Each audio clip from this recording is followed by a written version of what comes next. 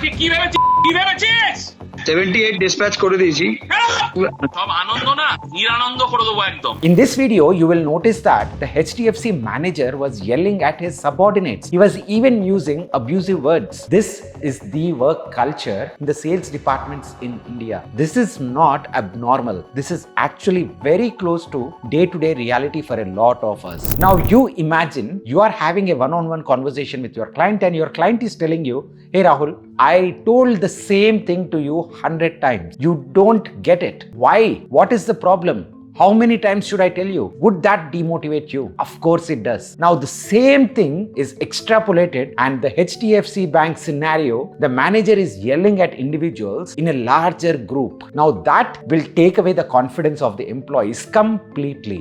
There are two other situations that came to the forefront in the recent past. The first one, a 25-year-old McKinsey employee, an IIT, IIM graduate who has been working hard throughout his career, just could not take the work pressure. There was not much of mainstream news coverage on this particular incident, and it is unfortunate that a lot of us are now looking forward to take that extreme step and not able to handle the work pressure. And in another situation, one of the journalists from Hindustan Times has faced cardiac arrest right in front of his office. And again, the reason, toxic work culture.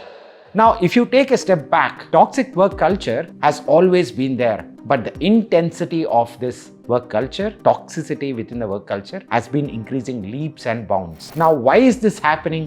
What are the scenarios that are going behind the scenes? And potentially, if there is any way that we can deal with it, I will try to discuss that in this video. Very important, I will only talk from my personal experiences that I have gathered, that I have seen. A few good friends of mine have also gone through these issues in the past, and all of these things came up in front of my eyes when I read through these news. So let's get started with the first point.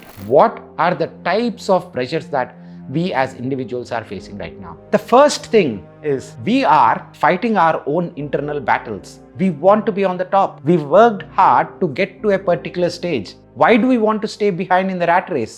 Absolutely not. So we take pressure on ourselves. We want to be that number one person in the race. Where is this race leading us? We have no idea, but we still are running this race. And there is absolutely pressure that comes from within.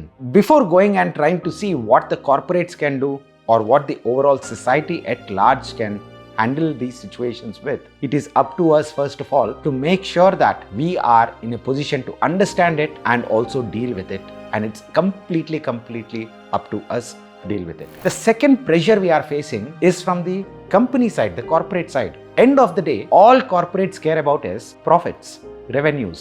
And you and I as employees are replaceable. So if one person goes, if one person is not ready to work for 18 hours a day, then somebody else will come and take the job. And that's the cycle and that's the loop we are in right now. So what do we do? This corporate toxicity is also stemming from the fact that our managers' promotions, our managers' appraisals depends on how his or her team is performing. Hey, for you, my CPI score is 77. So the managers have an incentive to directly push the subordinates to work harder and harder and harder. Where do they break? Nobody knows. If they break, they'll replace. And this is what happens in the corporate side. Now, if we come to the societal aspect, in India, there is a lot of pressure from the society around us. If somebody is not following the traditional path, people all around will come back and say, "Hey, why is this guy not following the conventional path? He or she has a great academic background, but now he or she is just wasting the time." Their parents are coming and telling me the same thing. A few of my family relatives, extended family relatives, they have come to me and they told me when I left McKinsey and when I moved back to India, they told me, "Hey Pavan, you are wasting your precious time and you are leaving a lot of money on the table. You should go and join Wipro. It's a great company. I know a few people in the HR. You should go and work with them." I just didn't want to extend the conversation. They didn't even ask why I left a job which was well paying, what were the issues that I was facing, and what I wanted to do in the next step. The society has a particular image and the society is trying to fit everybody in that image. So when you see that the pressure is coming from the three different directions, one from within, one from our bosses, and one from the overall society, it is extremely difficult to handle. Now, how can you and I deal with it? Again, I'm talking about these things from my personal experiences. I've been in the corporate world for more than 15 years and I have seen some of the best minds crumble under pressure. I've had friends from my undergrad, from my MBA, from work life, who in random taxi rides, when we were just going together, they used to start crying. Yes, both guys, girls, doesn't really matter, but they just used to open up and they used to cry. Why? Because they just couldn't handle the work pressure.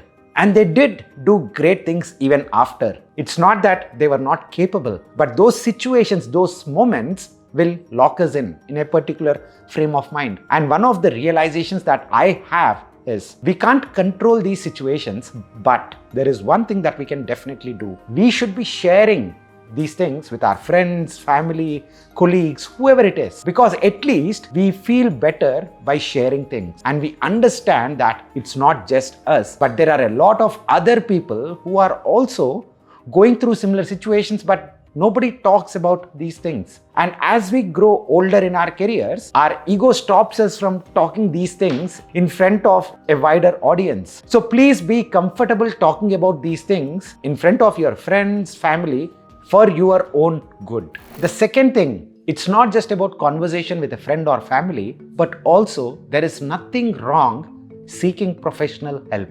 We don't look at mental health as something which is as important as a physical health. If we even have a mild fever, we still go to a doctor. But if we are going through a traumatic situation, we never even consider, a lot of us, not even consider going to a therapist. I do know a lot of my friends do visit therapists regularly and they see good results. Forget about the career aspect, guys. There is something much more important, which is our family, our friends, our social network, and how are we dealing with these things. And understand, at work, you are replaceable, but at home, you are never replaceable. So please seek that professional support wherever necessary. And if you believe it is important for your personal growth and if your mental health, please do get it. The third thing that you can potentially do is complain, quit, leave, or just continue, whatever suits you, right? Every individual's obligations, responsibilities are very different. So I can't say, neither a friend can't say to you that, hey, if you are facing this situation at work, just leave the job and do something else. It's not very rational or it's not very smart thing for us to do that. But understand that it is still only a career. By the way, careers are 20th century invention, guys. Careers were not there 100 years back. So please don't get into this loop and understand once again that quitting is always an option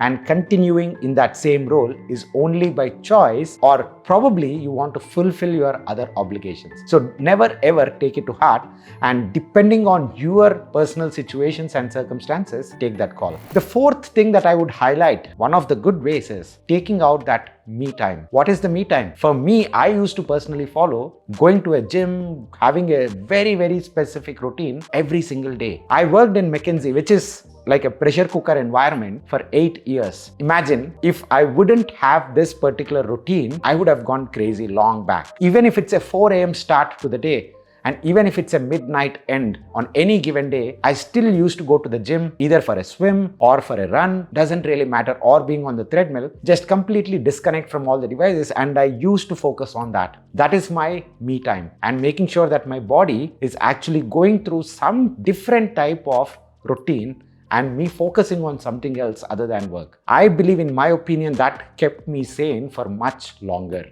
My objective was not to build muscle.